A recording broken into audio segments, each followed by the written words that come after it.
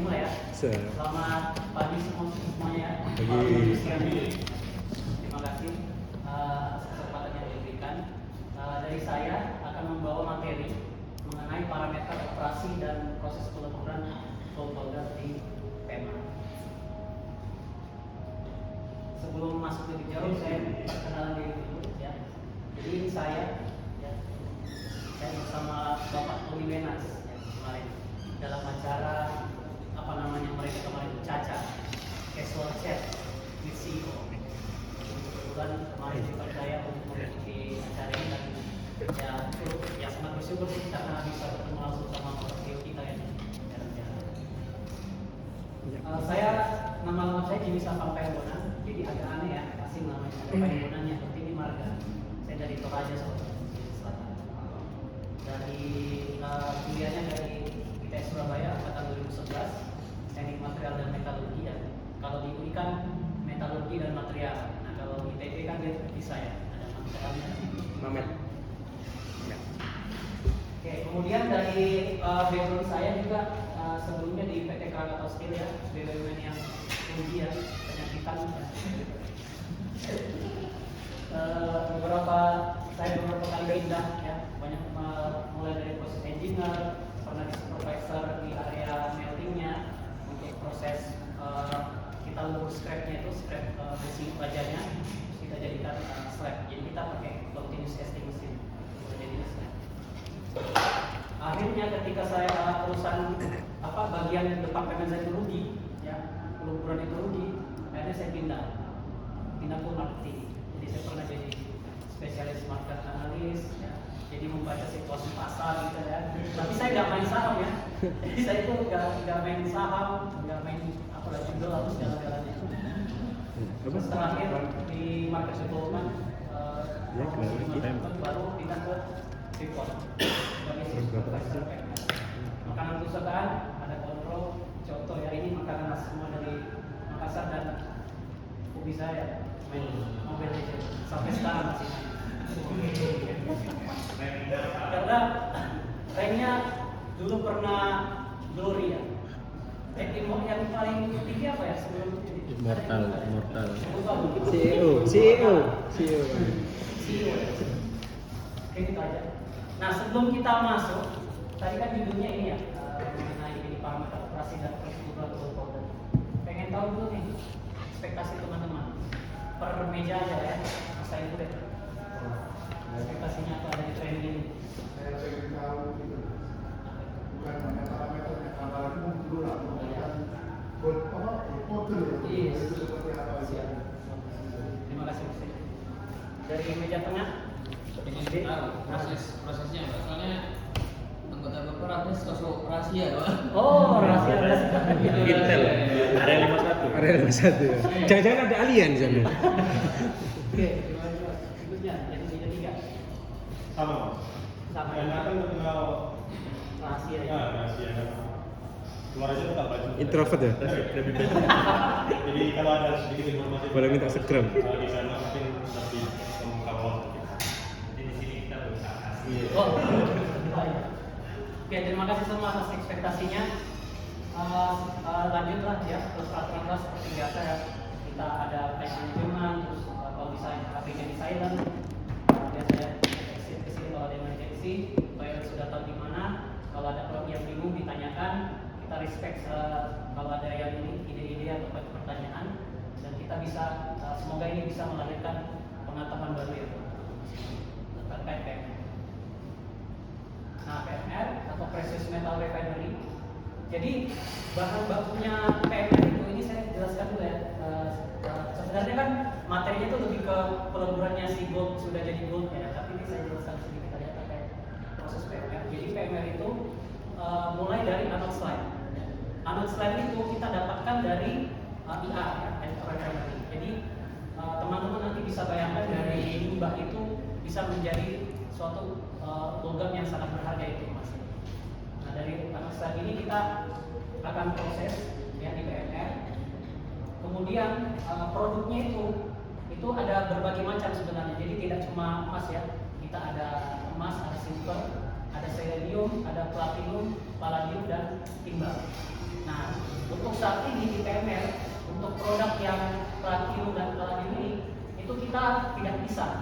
Jadi kita jualnya itu bersamaan bareng sama seleniumnya. Jadi kita tidak mengekstraksi berdiri sendiri si platinum dan palladiumnya. Jadi kita jualnya bareng sama selenium. Nah selenium itu bentuknya cake. Jadi kita jualnya dalam jumbo bag. Itu biasanya sekitar 800 kiloan. Dan kalau cake itu kayak cake kayak yang tanah gitu ya. Kemudian silver sama emas ini udah pasti batangan, dan emas ini kita jual per 1 kilo. Sedangkan untuk AG ini, silver ini kita jualnya biasanya harganya di sekitar 30 kilo per barnya. Jadi bisa dibayangin beratnya itu ya, si silver barnya itu kalau ditangkap 30 kilo kan gimana gitu, padahal kecil loh gitu. Nah terus berikutnya selain ada produknya tentu ada limbahnya juga. Nah limbahnya itu ada apa aja? Tentunya limbah itu ada 2 jenis bentuk ya, ada yang cair, ada yang padat. Nah yang padatnya itu kita biasanya ada 2 jenis yang kita buang. Yang pertama ke MASC, kita namanya barai, kita buang. Yang kedua itu HMPK atau heavy metal presipitasi atau yang bentuknya kayak gitu ya. Itu masih dihandle oleh PPLI misalnya. Jadi sebenarnya nanti kedepannya itu dari PML itu ada omongan bahwa kita akan semuanya kirim tetap ke MISC. Sedangkan filtratnya yang liquidnya tadi tuh, ya ini yang kita kirim ke teman-teman ETP. Ada 2 jenis juga, ada yang namanya FWS sama HMC. Untuk materinya ini saya mengacu ke SKTID yang biasa ya. Mengenai melakukan kontrol parameter operasi dan proses peluncurran, di mana dia parameter operasi dan proses peluncurran ini diatur sesuai dengan prosedurnya. Oke, untuk tujuan dan manfaatnya sendiri itu, tujuannya itu ya intinya kita teman-teman di sini bisa memahami parameter operasi dari si perguruan kontrol itu berdasarkan SOP yang ada. Dan manfaatnya yaitu menerapkannya ya. Jadi setelah dipahami maupun dijelaskan bisa diterapkan di PMR ini. Seperti biasa karena di Freeport ya, sensor, jadi sudah pasti kita harus mengetahui potensi bahaya sebagai pertama itu sensor ya, persepsi adanya kontak molten material ini. Jangan dibayangin kayak teman-teman yang hot metal tadi ya, wah ini skala besar, ini skala kecil-kecilan ya, skala kecil-kecilan. Ini kita maksimal di 300 kilo aja yang kita bisa proses per batch-nya. Jadi kita itu mainnya batch ya. Jadi satu kali proses peleburan itu kita maksimal di 300 kilo. Terus ada potensi kayak kebakaran yang kecil-kecilan juga, terus terpapar bahan sehingga yang kita pakai itu ya nggak sampai se ekstrim ini juga sih, nggak sampai jadi robot kan ya. Kita biasanya cukup pakai yang bajunya aja. Terus nanti di wajah itu kita pakai hardcase dan face shield ya, di sini. Nah, untuk alur proses peleburan gold powder sendiri, ya, ini mesinnya seperti ini. Jadi kalau dilihat gede ya, tapi ini kecil. Jadi kita memakai namanya induction tilting furnace dengan crucible. Jadi ini adalah crucible-nya. Jadi crucible ini ada tempat untuk memasukkan si materialnya, emas tadi. Emasnya itu dalam bentuk powder, ya, powder. Jadi kayak ya powder aja, terus kita masukkan. Nanti setelah dia melebur, kita panaskan menggunakan, karena ini induction, jadi kita pakai listrik ya, ada koil di dalamnya. Nah, koilnya itu akan panas sehingga si gold powdernya tadi itu akan melebur. Setelah peleburannya tercapai dan sesuai dengan temperatur, baru kita tuang dan dia memakai ini ya, dia pakai tilting dari hidrolis. Jadi tahapannya itu ada 3, feeding, heating, dan tilting. Udah pasti ya, feeding menumpangkan gold powder. Kalau heating itu ya dipanaskan sampai melebur. Setelah dicapai semua itu baru kita tilting. Nah untuk karena ini berbahan ini ya, graphite ya, jadi udah pasti kayak refraktor itu semuanya consumable ya, sebutannya consumable. Itu kita ada crucible, cooling channel, tannis. Nah ini harus dicek secara berkala karena kan teman-teman tahu karena membuat emas itu, emas apalagi 49 ya, kita kan di Antam itu diwajibkan 4-9. Berarti harus benar-benar murni dan bersih dari segala pengotor. Ya. Jadi benar-benar harus diperhatikan itu. Yang tadi ya, feeding itu operator itu menuang itu secara manual. Jadi pakai sendok aja sih kayak, ya bukan sendok makan ya, sendok yang ukuran gede lah ya, dimasukkan. Terus kita heating, sama ya dengan cara pemanasan induksi coil ya. Terus juga kita dari atas itu, dari atas crucible ini itu bisa injek juga, bukan injek sih, kayak pakai gas propan. Jadi untuk menjaga ini aja Temperatur. Kemudian itu feedingnya itu dilakukan tidak langsung ya, tidak langsung 300 kilo dimasukin ya, tapi secara bertahap. Jadi kita masukin dulu sepertiganya, baru kita melting sampai benar-benar melting, baru kita feeding lagi. Karena kalau kita langsung 3 kali itu dia langsung full crucible-nya.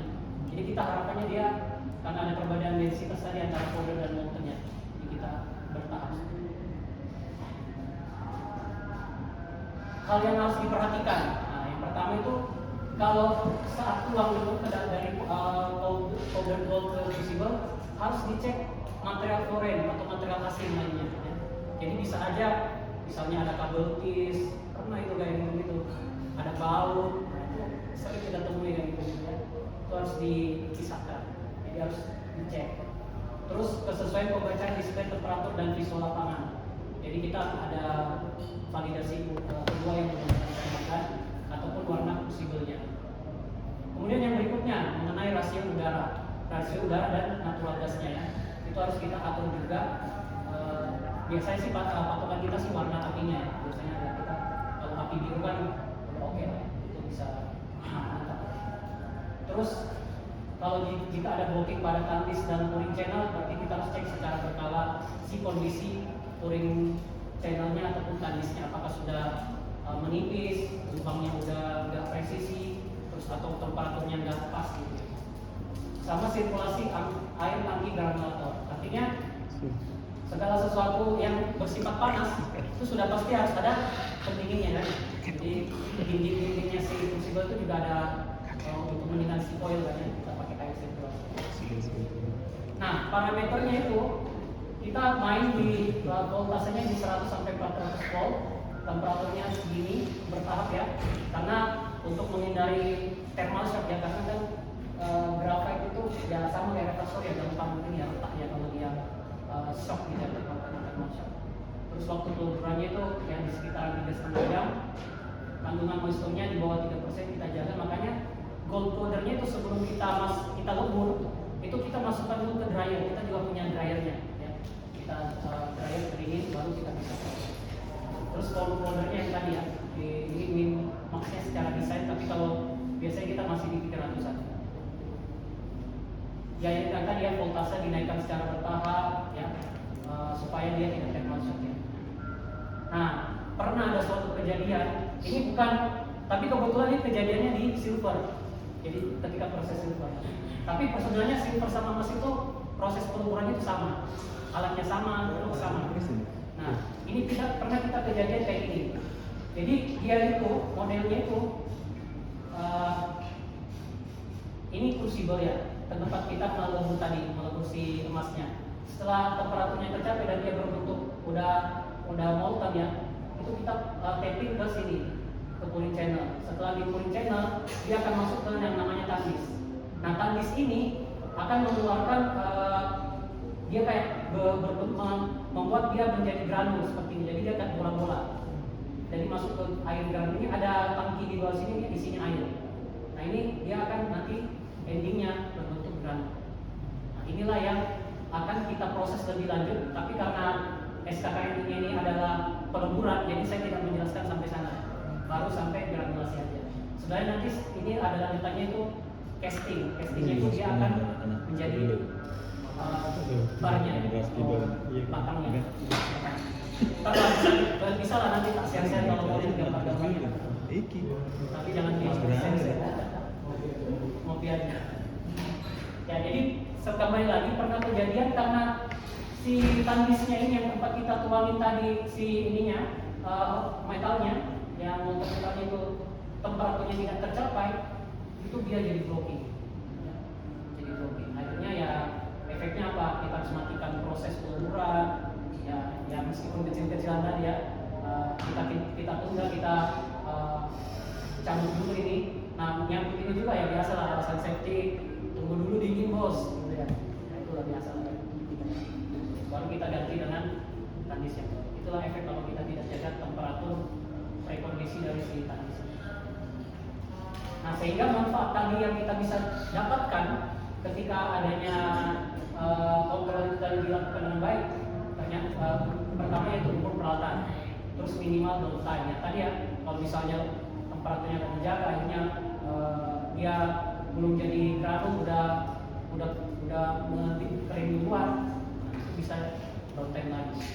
Terus yang terutama ini kualitas produk gold granulasi akan sangat mempengaruhi kualitasnya. Tadi target kita 490. Terus safety thermal shock minimum film atau gas ya yang tertentu. Kalau tadi efeknya itu kalau si moisturnya nggak dijaga itu biasanya filmnya banyak.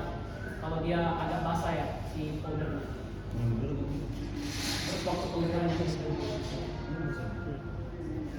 Sampai sini ada pertanyaan, meskipun tadi sebenarnya ekspektasinya banyaknya lebih ke proses ya, proses tengah ya. Itu nanti kita kalau mudah-mudahan ada sesi lain kita ketemu lagi bisa saya jelaskan. Silakan kalau ada yang mau ditanyakan.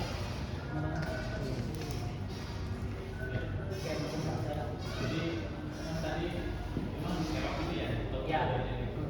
itu kalau misalkan kami masih pernah luas itu terus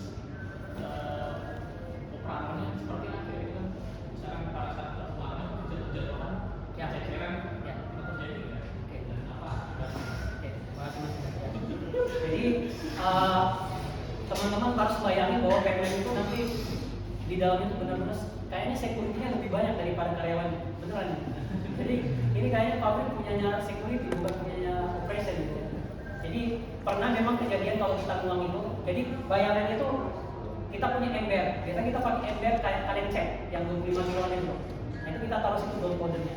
Baru kita ambil kayak semacam sendok gitu, kita ambil baru kita tuang dari yang kursi gold powder. Nah itu potensi berceceran itu ada. Tapi ya karena high security building tadi itu menyebabkan orang nggak berani untuk ngambil karena kita masuk keluar itu harus telanjang gitu ya, dicek pakai lewat alat, terus ada CCTV di mana-mana. Jadi kalau mau dibilang emas itu berceceran, banyak di lantai. Dan cuma di area castingnya, jadi di area proses sebelum dia jadi sebelum dia jadi gold powder yang murni tadi itu banyak sekali yang berceceran. Misalnya ada peralatan equipment yang pompa rusak. Itu kan biasanya yang membuat rusak itu blocking apa? Oh, emasnya ada yang blocking. Banyak sekali.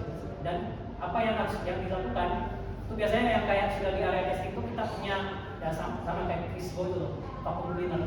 Jadi disedot, nanti kita pisahkan, kolek, itu kita balikin lagi ke awal. Awal itu adalah proses namanya proses bleaching. Itu kita tampung. Jadi tidak dilebur ya, tidak ikut dulu, itu takutnya kontaminasinya. Ada lagi kan? Tadi kan katanya ada kalau misalkan ada yang masuk kontrol di situ segala macam itu pasti dikontrol tuh. Ya. Nah itu ada nggak pernah kejadian itu kelolosan kontrolnya? Oke. Jadi untuk itu tuh sebenarnya kita belum pernah terjadi, tapi menemukan itu di dalam gold powder itu pernah. Sehingga apa yang kita lakukan? Kita screening. Jadi kita punya alat screening. Ya itu pun adanya itu pas kita lagi commissioning, bukan berarti kita tiba-tiba lagi udah diadain. Jadi oh kita nunggu nih kok ada ini nih. Tapi itu kita ceknya tuh baik waktu itu bagaimana belum sempat sampai dia tercasting, sempat sampai di lembur. Ada kan? Ya masih ada lagi. Karena memang ini itu kan dalam satuannya kilo atau gram gitu kan ya, itu ada nggak sih mungkin ya hitungan lossnya itu harus berapa persen gitu? Karena per miligramnya aja sudah sangat mahal gitu, dan juga precious kan. Jadi kalau yang di plot metal mungkin sebulan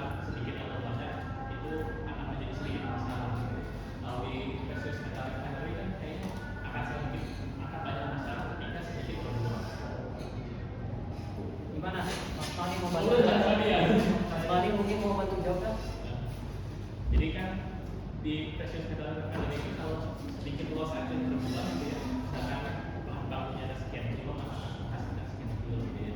Nah, karena pressure metal academy karena ya manusianya tidak nama dan produksi tidak nama, ketika sedikit terbuang maka akan menjadi banyak masalah. Berbeda mungkin di ya metal sampai ada sedikit banyak terbuang itu mungkin tidak akan menjadi banyak masalah.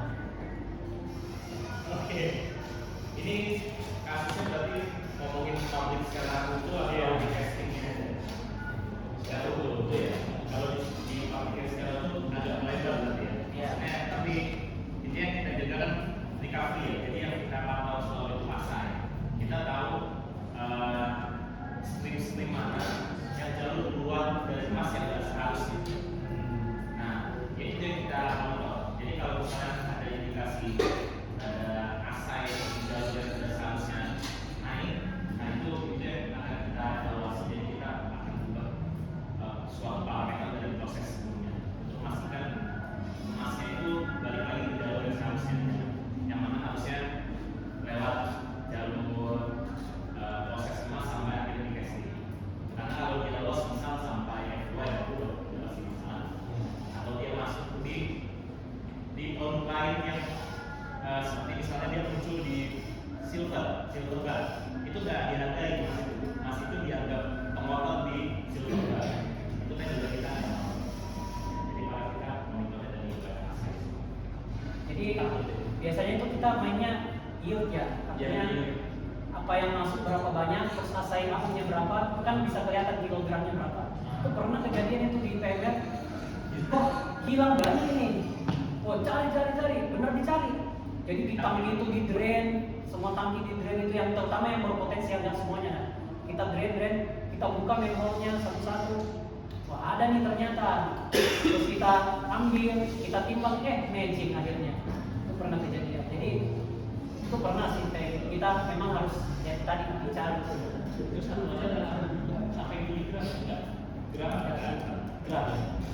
Jadi FYI aja kalau PMR itu tahun 2025 itu berhasil mencetak 16 ton bar emas. Ya. Hanya emasnya aja, nanti silvernya ada lagi. Terus kalau untuk tahun ini kita berjalannya tahun 2026 ini kita sudah mencapai 6 ton. Jadi makanya kita berharap sekali teman-teman dari smelter bisa segera beroperasi agar kita bisa mencapai yang lebih banyak lagi ya. Karena sampai saat ini kita masih dari smelting ya, slamnya. Ada lagi kan yang mau ditanyakan? Oke. Untuk yang di fakultas itu bila berulang apa kalau kan di metal kan di berulang biasa. Kalau yang di kalau kita ada namanya slime storage tank, artinya basi slime dapat tangki untuk menyimpan slime. Nah itu kita masukkan ke situ, kita balikin. Jadi enggak, kita proses ulang. Katanya melalui leaching lagi.